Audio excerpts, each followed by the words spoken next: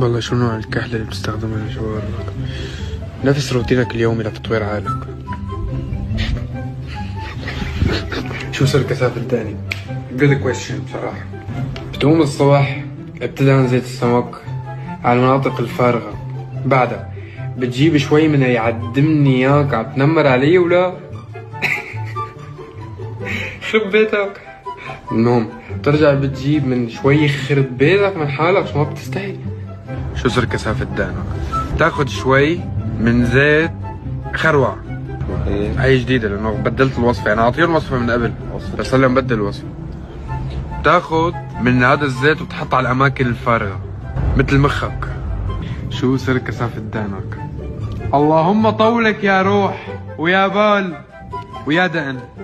بس هيك بدعي الصبح تطول دقني.